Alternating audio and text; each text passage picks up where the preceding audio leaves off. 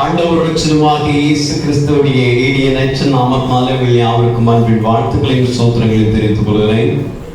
இந்த மாலைவேளையிலும் ஆண்டவர் உங்களை அழைத்துக் கொண்டு வந்திருக்க தயவுக்காக ஆண்டவரை ஸ்தோத்திரிக்கிறேன். அல்லேலூயா. என் தேவன் நான் வரைக்கும் நம்மை பாதுகாத்து பலன் தந்து ஜீவன் தந்து சுகம் தந்து 30 இந்த நாட்களுடைய முழுமைக்குள்ளே நம்மை வர ஆண்டவர் உதவி செய்திருக்காரு. ஆண்டவரை ஸ்தோத்திரிப்போமா? அல்லேலூயா, அல்லேலூயா. நினைத்து பார்க்காத காரியங்கள் நம்முடைய வாழ்க்கையை செய்து கொண்டிருக்கிறார். அவரால் அன்றி நமக்கு ரட்சிப்பில்லை, அவரால் அன்றி நமக்கு மீட்பில்லை, அவரால் அன்றி நமக்கு என்ன செய்ய வேற வழி இல்லை. அவரே வழியும் சத்தியம் ஜீவனுமாய். கிறிஸ்துவுக்குள் பிரியமானவரை, ஆண்டவர் சமூகத்தில் நான் அமர்ந்து கொண்டிருக்கும் போது இன்றைக்கு ஒரு போதருடைய தகப்பனார் இருந்தார். அவருடைய அடக்க காரியங்களை கடந்து சென்று நான் வந்து ஜெபத்தில் அமர்ந்திருக்கும்போது கர்த்தர் எனக்கு ஒரு காரியத்தை நினைவுபடுத்தினார். அநேக முறையில வாழ்க்கையில இருக்கிற எல்லா காரியத்தையும் ஆண்டவருக்கு சமத்தை சொல்லி, ஆண்டவரே வார்த்தை பிடிச்சு கேட்கிறோம். ஆண்டவரே இந்த துக்கங்களை நீ என்ன மாற்றி சந்தோஷமா மாறி.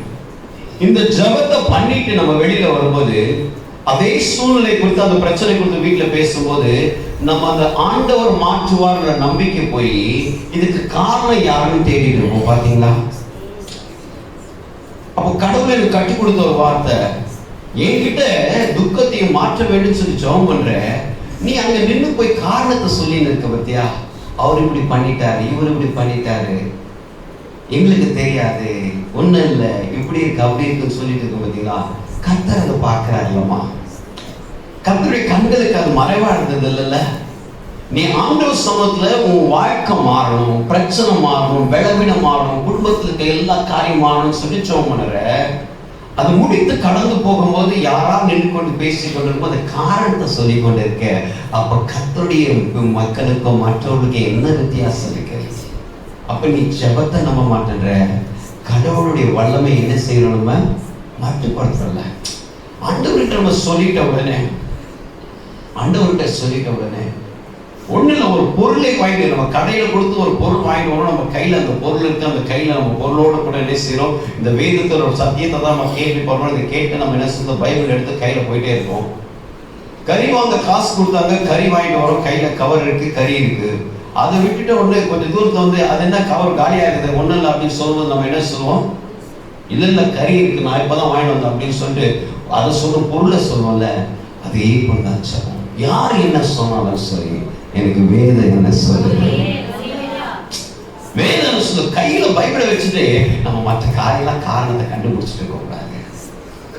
ஆண்டவர்கிட்ட நான் சத்தியத்தை கேட்டுட்டு வந்துட்டேன், என் வாழ்க்கையில எல்லா காரியம் மாறின்னு சொல்லி கையில பைபிள் இருக்கு, சத்தியம் இருக்கு, வாக்குத்தத்தம் இருக்கு, தேவன் கொடுத்த வல்லமை எனக்கு இருக்கு, ஆவி இருக்கு. இதை நினைத்து நான் கரங்கள்ல பைபிள் எடுத்துட்டு போறேன்.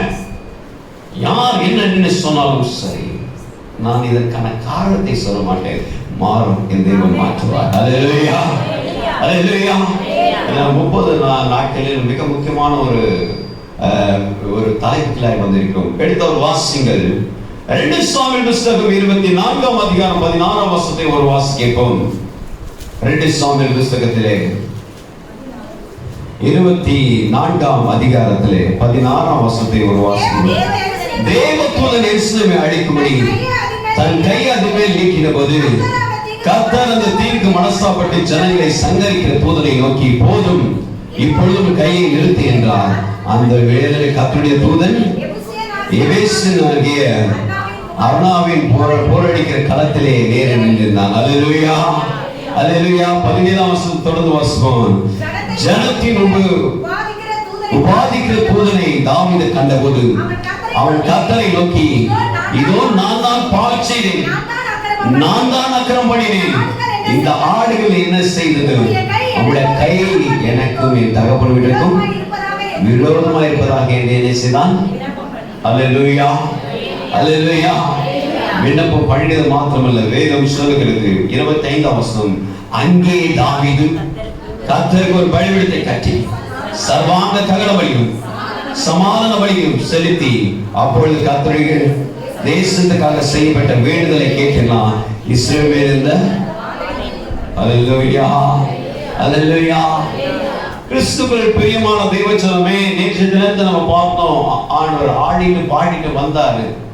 பால் பெரேசிம்ல ஆனா இங்க வரும்போது என்னாச்சுன்னா அந்த பலியை செலுத்தி எல்லாருக்கும் கொடுத்தாரு. ஆனா இங்க என்ன செய்யறாரு? பலிக்கு முன்பாக என்ன வைக்கிறாராம்? விண்ணப்பத்தை வைக்கிறார். ஹல்லேலூயா.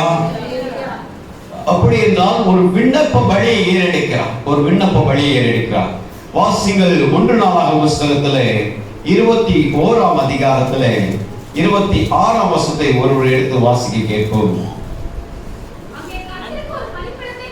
அங்கே கர்த்தருக்கு ஒரு பலிபீடத்தை கட்டி சர்வாங்க தகன பலியிலும் சமாதான பலியிலும் செலுத்தி கர்த்தரை நோக்கி என்ன செய்தாங்க?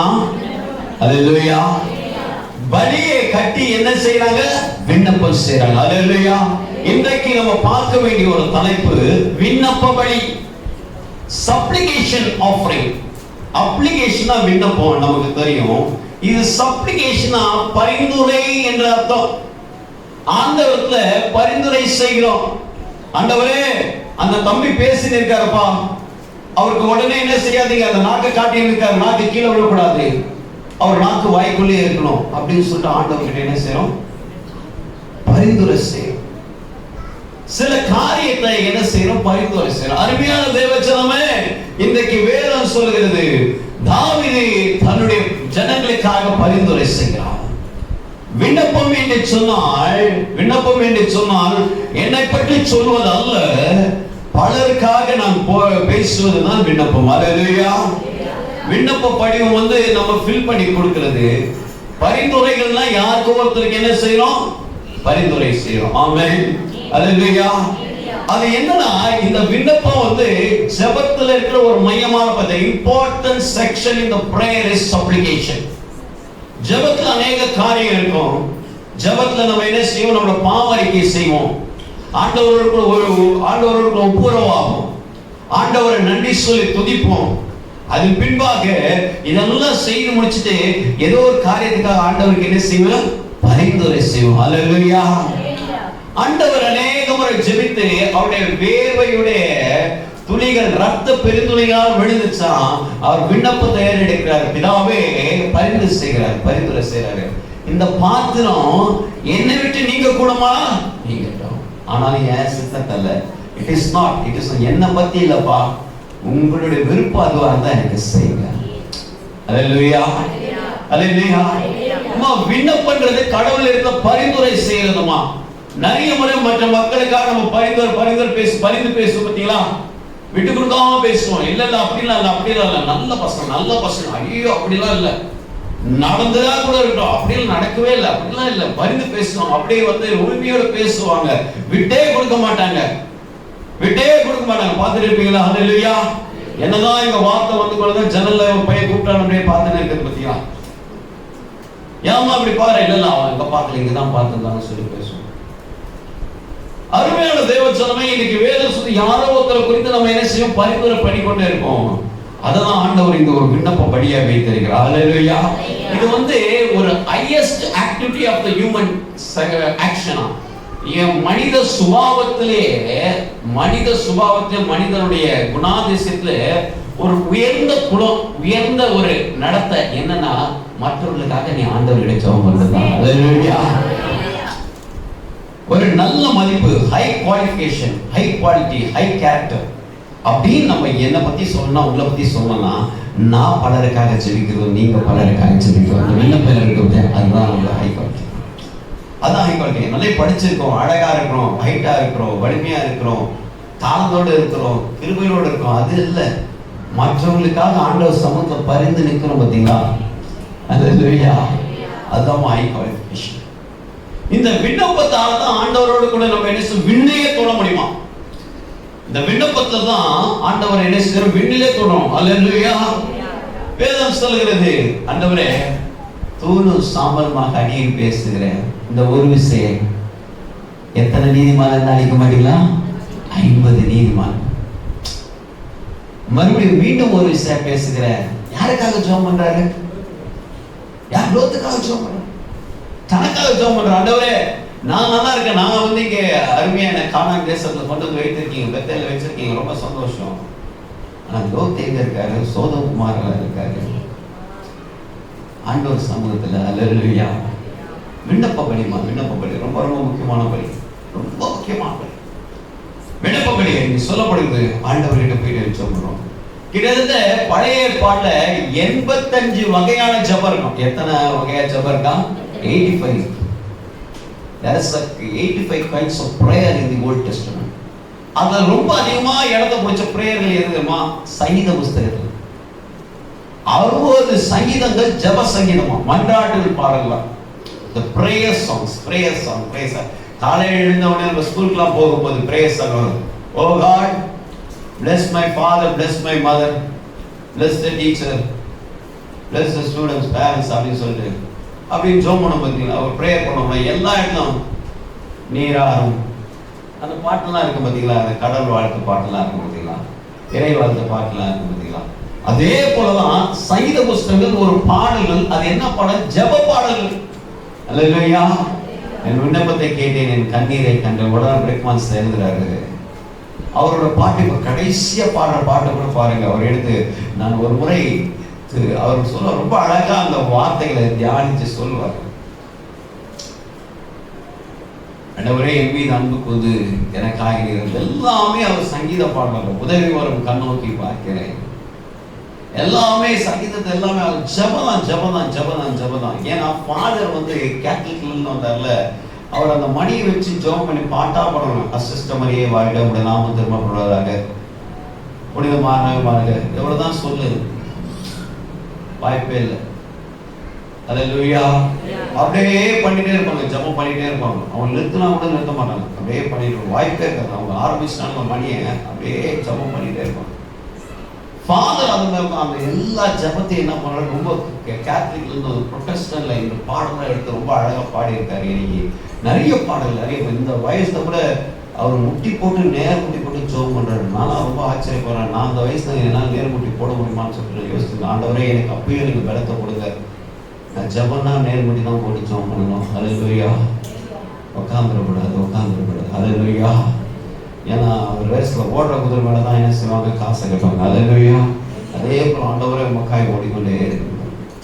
கிறிஸ்துவின் பிரியமான 85 வகையான பாடல்கள். அந்த 60 பாடல்கள் வந்து என்ன செய்து சங்கீதத்தை இடம் பிடித்து ஒரு 14 பாடல்கள் இருக்கு. அந்த பாடல் வந்து பாதி ஜெபமா இருக்கும், முன்னாடி வந்து துதியா இருக்குமா, மீதி வந்து ஜெபமா இருக்கும். கடைசியில் இது என்னுடைய பலவீனம், உன்னதமானவருடைய வருஷங்களை கேட்கிறேன், தாவீதோட விண்ணப்பம் முடிந்தது அப்படின்னு சொல்லி பாதியில என்ன ஜெபம் இருக்குமா. 14 வகையான பாடல். இதெல்லாம் பார்த்து கொண்டிருக்கோம். எப்படி இந்த விண்ணப்பங்களை பார்க்கும்போது 3 பிரிவா பிரிக்கலாம். ஒன்று ப்ரீ எக்ஸ்லிக், அப்படின்னா விடுதலை பயணம் பண்றதுக்கு முன்னாடி, யாத்திராக்கு முன் யாத்திராகவும் அதுக்கப்புறம் யாத்திராகத்துக்கு பின் 3 வகையா பிரிக்கலாம்.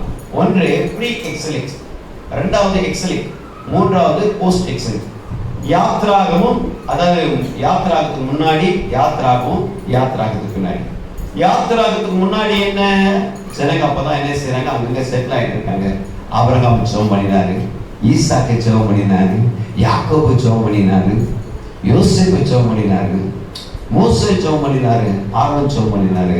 இப்போ அந்த யாத்திராகம் சொல்லும்போது மோசே ஜெபம் பண்றாரு, ஆரோன் ஜெபம் பண்றாரு, ஊர் ஜெபம் பண்றாரு, இஸ்ரவேல் மக்கள் ஜெபம் பண்றாங்க. எல்லாரும் ஜெபம் பண்ணிட்டு இருக்காங்க. எல்லாரும் ஆண்டவருக்கு விண்ணப்பம் வைத்துக் கொண்டிருக்காங்க. மிரியாம் ஜெபம் பண்றாங்க, யோசுவா ஜெபம் பண்றாரு, காலேப் ஜெபம் பண்றாரு. அப்படி போகிறோம். இது முடிந்து அடுத்தது பார்க்கும்போது அந்த யாத்திராக்கு வந்து செட்டில் ஆயிட்டோன்னு தாவீது ஜெபம் பண்றாரு, எசேக்கியேல் ஜெபம் பண்றாரு, எஸ்ரா ஜெபம் பண்றாரு, தீர்க்கதரிசி எல்லாம் எலிசா எல்லாம் ஜெபம் பண்றாங்க, சாமுவேல் ஜெபம் பண்றாங்க. ஜெபம் விண்ணப்பம் பண்ணிக்கொண்டே இருக்காங்க. இது எங்கெல்லாம் பார்க்கிறோம்? யாத்திராகம புஸ்தகம் 32ஆம் அதிகாரம் 11 இருந்து 13லும், யாத்திராகம புஸ்தகம் 33ஆம் அதிகாரம் 12 இருந்து 16லும், யாத்திராகம புஸ்தகம் 34ஆம் அதிகாரம் 9ஆம் வசனத்திலும், என்னாகம புஸ்தகம் 11ஆம் அதிகாரம் 11 15லும், என்னாகம புஸ்தகம் 14ஆம் அதிகாரம் 13 இருந்து 19லும், என்னாகம புஸ்தகம் 21ஆம் அதிகாரம் 7ஆம் வசனத்திலும், உபாகம புஸ்தகம் 9ஆம் அதிகாரம் 18ஆம் வசனத்திலும், உபாகம புஸ்தகம் 10ஆம் அதிகாரம் 10ஆம் வசனத்திலும், 1 சாமுவேல் புஸ்தகத்தில் 1ஆம் அதிகாரம் 26ஆம் வசனத்திலும், 1 ராஜாக்களுடைய புஸ்தகத்தில் 8ஆம் அதிகாரம் 54ஆம் வசனத்திலும், தானியேல் புஸ்தகத்தில் 9:3லும், சங்கீத புஸ்தகத்தில் 100:2லும், சங்கீத புஸ்தகத்தில் 63:1லும், சங்கீத புஸ்தகத்தில் 83:7-19லும். விட்டுட்டா மறுபடியும் எதை சொல்றோம் அதை எழுதுறீங்க. ஹல்லேலூயா.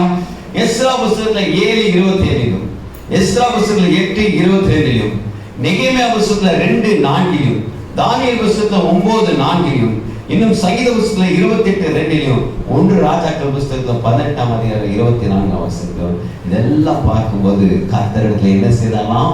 விண்ணப்பம் செய்தார். ஹல்லேலூயா. விண்ணப்பம் செய்கிறோம். விண்ணப்பத்தை நம்ம ரொம்ப கிளியரா புரிஞ்சுக்கணும். விண்ணப்பம் என்றது நமக்கானது அல்ல. இதாவே இவன் மன்னியும் அவன் செய்கிறது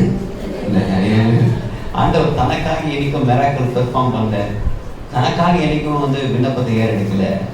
அவர் கேட்டதெல்லாம் மற்றவர்களுக்காக. ஆமென். மத்திய எழுதின நற்செய்தியில 7ஆம் அதிகாரம் 7-11, லூக்கா எழுதின நற்செய்தியில 18ஆம் அதிகாரம் 1-7, லூக்கா எழுதின நற்செய்தியில 18ஆம் அதிகாரம் 10-14, இன்னுமாக மத்திய எழுதின நற்செய்தியில 8ஆம் அதிகாரம் 21-35 வசனங்களும், மத்திய எழுதின நற்செய்தியில 6ஆம் அதிகாரம் 5ஆம் வசனத்திலும், இன்னும் மார்க் 12:38, லூக்கா 20:47, மார்க் 13:33, மார்க் 14:36, மத்தேயு 26:41, மார்க் 11:24, இதெல்லாம் பார்க்கும்போது அங்கே விண்ணப்பங்களை ஏறெடுத்தார்கள் என்று வேதம் சொல்கிறது. அல்லேலூயா. கரத்து சத்தம் அல்லேலூயா. ஒருத்தர் வாசிங்கள் 1 ராஜாக்கள் புஸ்தகம் 8ஆம் அதிகாரம் 45ஆம் வசனம். First Kings chapter 8. பரலோகத்திற்கு தேவரீர் அவருடைய விண்ணப்பத்தையும் வேண்டுதலையும் கேட்டு அவருடைய நியாயத்தை விசாரிக்கிறார். இந்த விண்ணப்பம் எங்க போகுது தெரியுமாமா? இந்த விண்ணப்பம் எங்க போகுது தெரியுமா? வாசிச்சதை கவனிச்சீங்களா? மறுபடியும் வாசிங்க சொல்றேன். பரலோகத்தில் இருக்கிற இப்ப சொல்லுங்க, விண்ணப்பம் எங்க போகுது? அல்லேலூயா. விண்ணப்பம் விண்ணுக்கு போதுமா? ஸ்கூல் படிக்கிற காலகட்டத்தில் ஒரு பேப்பர் எடுத்து கிழிச்சு அதை 4ஆ மடிச்சு அப்படியே ஒரு ராக்கெட் மாதிரி செஞ்சு அங்க மாடி வளர்ந்து சரணும். அப்ப விடும்போது ரொம்ப ஹைட்டா போய் யார் ராக்கெட் அதிகமா போதுன்னு போகும். அது ஒரு போட்டியா இருக்கும், ஏன் ராக்கெட் தான் ரொம்ப ஹைட்டா போச்சுன்னு சொல்லுவோம். ஆனா இதெல்லாம் தாண்டி இந்த பேப்பர் காகிதம் பறந்து கொஞ்சம் விழுந்துரும். ஆனா நம்ம வார்த்தை வருது பார்த்தீங்களா, சமூகத்தில் ஆண்டவரோட சமூகத்தை வைத்து ஜெபிக்கிறோம் பார்த்தீங்களா, அது பரலோகத்துக்கு தேவன் போயிட்டு. ஹல்லேலூயா. கரந்து சத்தமா ஹல்லேலூயா. இன்னொரு வாசிங்க 2 நாளாகமம் புஸ்தகம் 6ஆம் அதிகாரம் 40ஆம் வசனம். 2 நாளாகமம். இப்பொழுது என் தேவனே இந்த ஸ்தலத்திலே செய்யப்படுகிற விண்ணப்பத்திற்கு கண்கள் என்னவா? திறந்தவைகளும். அல்லேலூயா.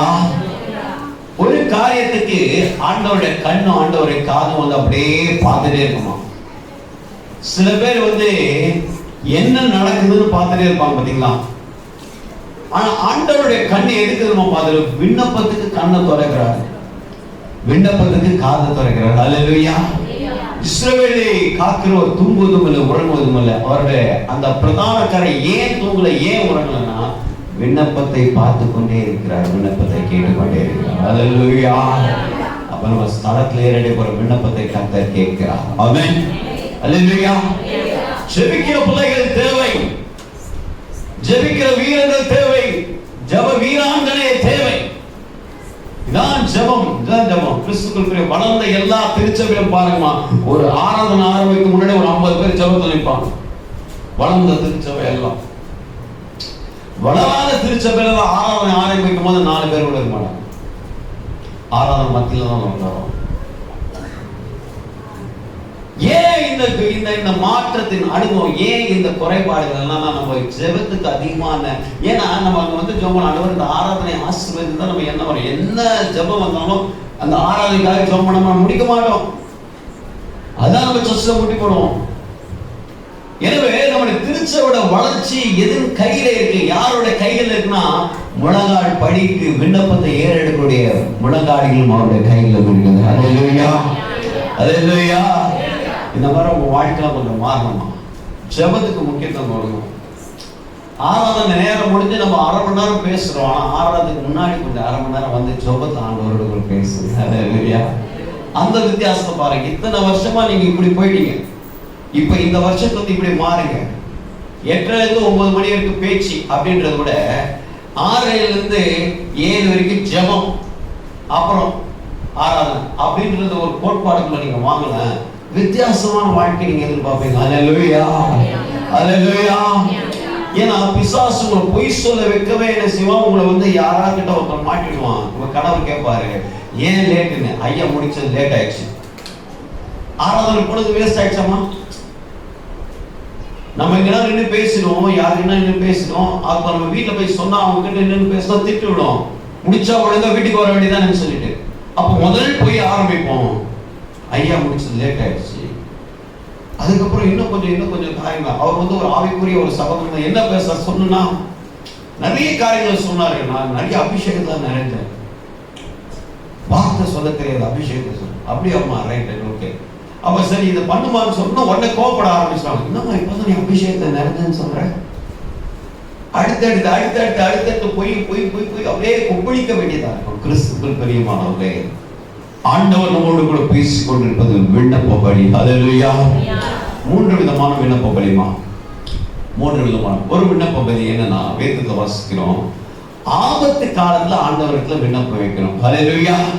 இந்த விண்ணப்பம் ஆபத்து காலத்துல நம்ம வைக்கக்கூடியதுதான் விண்ணப்ப பலி. எமர்ஜென்சில நம்ம என்ன செய்யறோம், ஒரு டேஞ்சர் டைம்ல நம்ம என்ன பண்ணோம், நம்ம டிசாஸ்டர் டைம்ல அந்த விண்ணப்பத்தை வைத்தே ஆக வேண்டும். 2 சாமுவேல் புத்தகம் 24ஆம் அதிகாரத்துல 13ஆம் வசனம் வாசிக்கும் போது, அப்படியே காத் தாவீது இடத்துல வந்து அவனை நோக்கி, அவருடைய தேசத்துல 7 வருஷம் பஞ்சம் வர வேண்டுமா, அதுல 3 மாதம் சத்துருக்கள் உம்மை பின்தொடர நீர் அவனுக்கு முன்பாக ஓடி போக வேண்டுமா, அல்லது உம்முடைய தேசத்துல 3 நாள் வருஷம் மாசம் நாள். நம்ம இதுக்கு முன்னாடி ஆலயத்தில் இந்த வார்த்தை குறித்து பேசியிருக்கோம். அல்லேலூயா, பிரைஸ் காட். வருஷம் பெருசா, மாசம் பெருசா, நாள் பெருசானா வருஷம் தான் பெருசு. எது கம்மியான தண்டனை, வருஷமா தண்டனை அனுப்பிக்கணுமா, மாசமா தண்டனை நாட்டில் அனுப்பிக்கணுமா? நாட்டில் தான் நல்லது அப்படின்னு யோசித்து வேதம் சொல்கிறது, 3 நாட்கள் கொண்டை நோய் வேண்டுமா, இப்பொழுதும் நீ அனுப்பிற நான் என்ன மருவத்தில் கொண்டு போக வேண்டும் என்பதை நீ யோசித்து பார்வையிடுச்சு. அப்போது தாவீது காத்தை நோக்கி, கொடியேறி கரையில் அகப்பட்டு இருக்கிறேன், இப்பொழுது நாம் கர்த்தருடைய கையில் விழுவோமானால் அவருடைய இரக்கங்கள் மகா பெரிது, மனுஷ கையில் விழுந்திருப்போமானால் என்றார். பாருங்க, கிறிஸ்துவுக்குள் பிரியமானவர்களே, சத்ரு என்ன துரத்துனான், 7 வருஷம் எங்களுக்கு ஊர்ல பஞ்சம் வந்துனா எங்களால் சமாளிக்க முடியாது, கர்த்தருடைய கரத்திலே விழுந்துரும், அவருக்கு இரக்கத்தை முடிவில்லை. அல்லேலூயா. இமைப்படுதல் அவனை கைவிட்டேன். இமைப்படுதல் ஒரு ஆபத்து கிட்டி வருது, 3 நாட்கள் கொள்ளை நோய்க்கெல்லாம் மக்களை மறிக்க போறாங்க, இவரால் என்ன செய்ய முடியல. அது பாருங்க, விண்ணப்பத்தை எங்க ஏறெடுக்கிறார்னா நல்லா கவனிச்சுங்கம்மா. தேவ தூதன் எங்க சொன்னா, எருசலேமை அழிக்கவே தன் கையை அதுமேல் நீக்கின போது 16ஆம் வசனம், கர்த்தர் அந்த தீங்குக்கு மனஸ்தாபப்பட்டு ஜனங்களை சங்கரிக்கிற தூதனை நோக்கி, போதும் கையை நிறுத்தி என்றார். அந்த வேளையில் கர்த்தருடைய தூதன் வேசனாகிய அர்மாவின் போரடிக்கிற களத்திலே நேரே நின்றார். பாருங்க, எங்க நிற்கிறார், அவரு அர்னாவுடைய களத்துல நிற்கிறார். அங்க நிற்கும் போது வேதம் சொல்றது, எங்க ஆபத்து நேரிடுதோ அந்த ஆபத்துக்கிட்ட யார் போறாரா, தாவீது போறார். நம்ம பிரச்சனை ஒரு இடத்துல வச்சுட்டு இன்னொரு இடத்துல போயிட்டு நம்ம என்ன செய்ய முடியாது, முறையிட்டு கொண்டே இருக்குது. எங்க தொலைச்சோமோ அங்கதான் நம்ம தேட முடியும். எங்க தொலைச்சோம், இங்க ஒரு காயினை போட்டுட்டு சர்ச்சில் ஒரு காயினை விட்டுட்டோம்னா நம்ம சர்ச்சில் தான் தேடணும், வீட்டுலாம் போய் தேடிட்டு கிடைக்கலன்னு சொன்னா கிடைக்காது. அப்போ பிரச்சனைக்குரிய இடம் எதுனா, இந்த எபேஸ் ஆகிய அந்த அர்வானா அவருடைய போரடிக்கிற அவருடைய களத்துல தான் அங்க நின்றுட்டு இருக்காரு. யார் நிற்கிறாரு, அந்த சங்கார தூதன் நிற்கிறார். அங்க நிற்கும் போது தாவீது என்ன செய்யறார், ஓடி வர்றார். வாசிங்க அந்த வசனத்தை, 17ஆம் வசனத்தை. ஜனத்தை உபாதிக்க தூதனை தாவீது கண்டபோது கர்த்தரை நோக்கி, இதோ நான் தான் பாவம் செய்தேன், நான் தான் அக்கிரமம் பண்ணினேன், இந்த ஆடுகள் என்ன செய்தது, உடைய கை எனக்கும் என் தகப்பன் வீட்டுக்கு விரோதமா இருப்பதாக என்று விண்ணப்பம் பண்ணினான். பாருங்க, மீண்டும் வாசிங்க 18ஆம் வசனம். அன்றைய தினம் காத் என்பவன் தாவீதிடத்தில் வந்து அவனை நோக்கி, நீ போய் எபிசினாகிய அர்னாவின் களத்திலே கர்த்தருக்கு ஒரு பலிபீடத்தை உண்டாக்கி என்றார். எந்த இடத்துல அழிவு வருதோ அந்த இடத்துல என்ன செய்ய, ஒரு பலி ஏற்படுத்து, விண்ணப்ப பலி ஏற்படுத்து. அல்லேலூயா.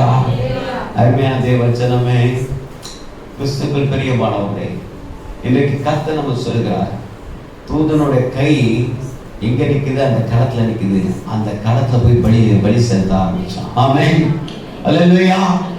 ஆபத்தை கண்டே ஒதுங்கி போறது வேற விஷயமா, ஆனா ஆபத்துல நின்று விண்ணப்பம் பண்றது இன்னொரு விஷயம்.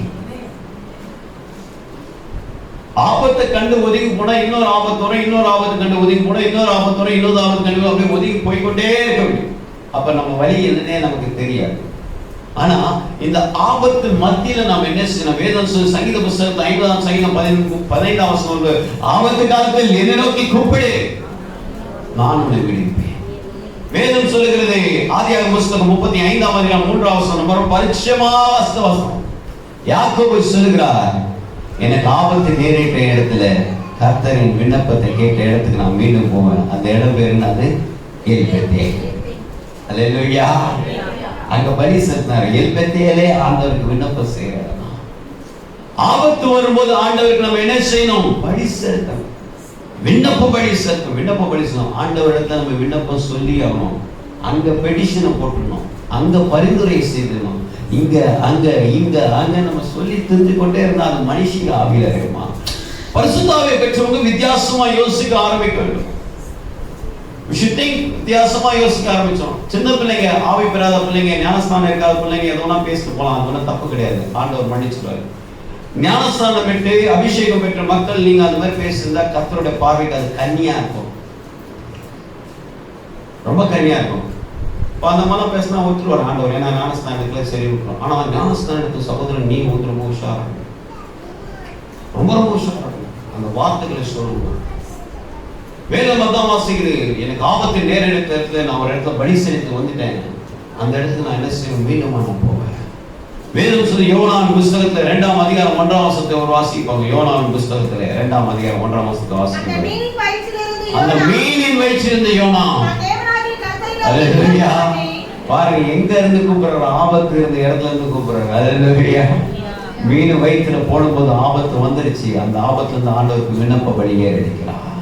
கிறிஸ்துவுக்குள் பிரியமானவங்களை இதைதான் நம்ம செய்யணும். இதான் நம்ம செய்யணும். ஆபத்து வந்துச்சுன்னா யாரை ஆட்களை தேடி போகாதீங்க, ஆட்களை தேடி போகாதீங்க. வேதம் சொல்லுகிறது, ஆண்டவரை தேடி வாங்க. அதான் விண்ணப்ப பலி. ஆமென். விண்ணப்ப பலி. இரண்டாவது, ஆபத்து நேரத்தில் செய்ய வேண்டிய ஒரு பலி. இரண்டாவது, அசட்டை பண்ணும்போது செய்ய வேண்டிய பலி.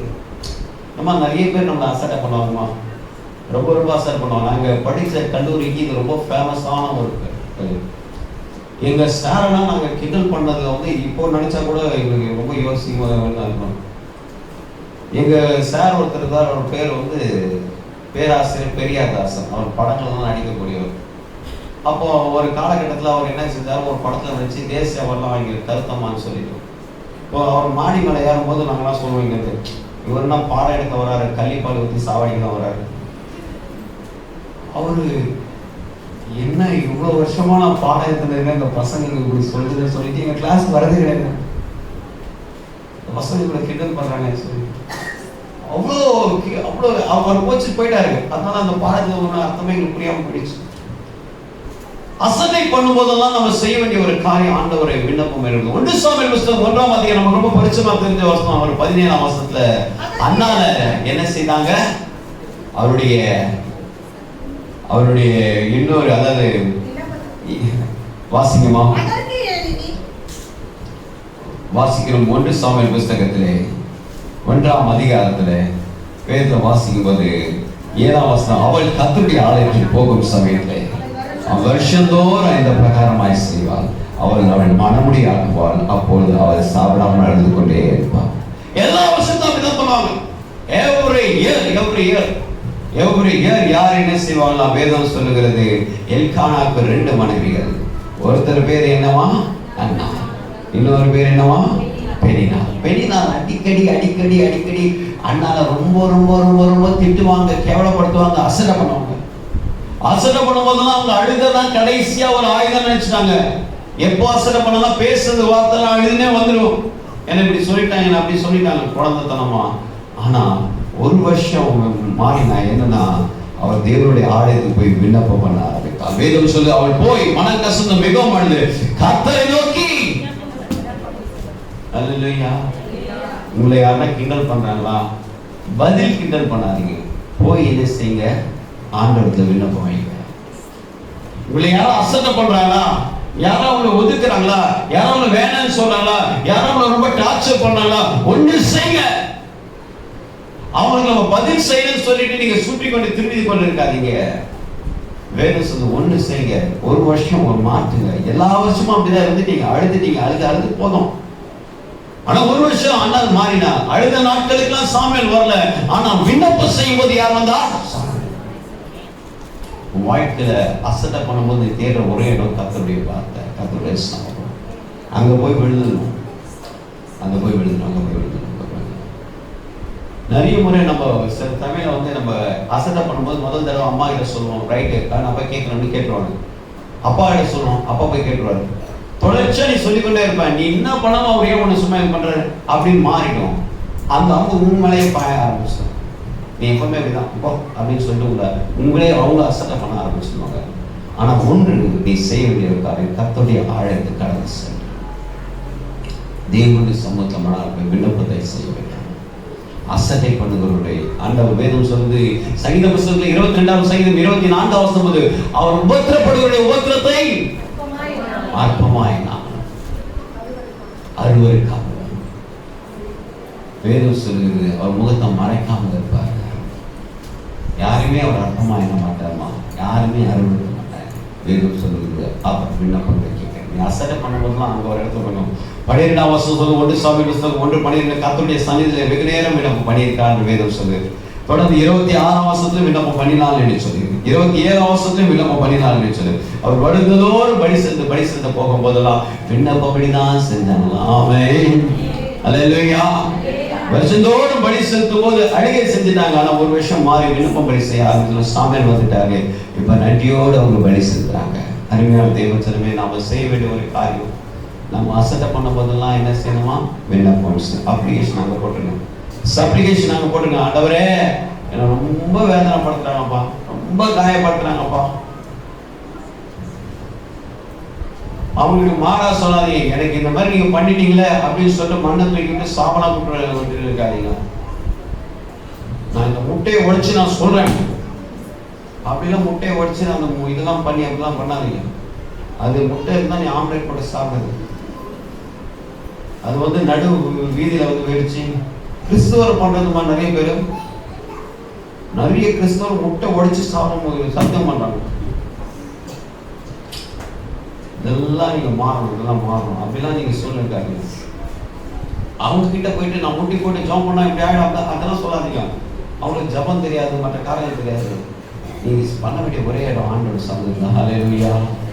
வெளிநாளோடு கூட அவர் போராடி கொண்டதுதான் நிச்சயமாக சாமிக்கு கிடைச்சிருக்காங்க. ஆண்டவரோடு கூட போராட ஆரம்பித்ததுதான் சாமிக்கு. ஹல்லேலூயா. கிறிஸ்துவுக்குள் பிரியமானவர்களே, நாம் செய்ய வேண்டிய காரியம் அசட்டை பண்ணும்போது ஆண்டவர் இருக்கிறார். மூன்றாவது ஒரு காரியம் வேதத்தை வாசிக்கிறோம். விண்ணப்பம் என்பதே ஆவிக்குரிய அனுபவம். விண்ணப்பம் என்பது என்ன பண்ணுமா, ஆவிக்குரிய அனுபவம். 1 கொரிந்தியர் புத்தகத்தில் 14ஆம் அதிகாரம் 15ஆம் வசனம் வாசிப்போமா? 1 கொரிந்தியர் 14:15. எப்படி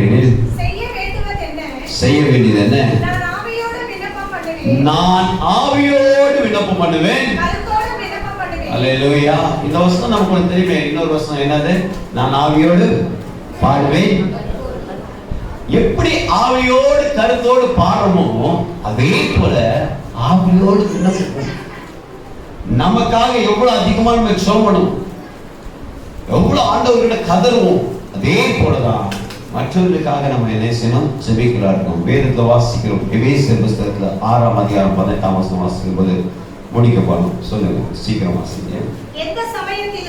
எந்த சமயத்திலும் சகலவிதமான வேண்டுகளோடு விண்ணப்பத்தோடு ஆவிலே ஜெபம் பண்ணி, ஆவிலே ஜெபம் பண்ணி. அல்லேலூயா. நம்ம ஆவிக்குரிய அனுபவம் இருந்தோமா, மற்றவர்களுக்காக ஜெபம் பண்றதாமா.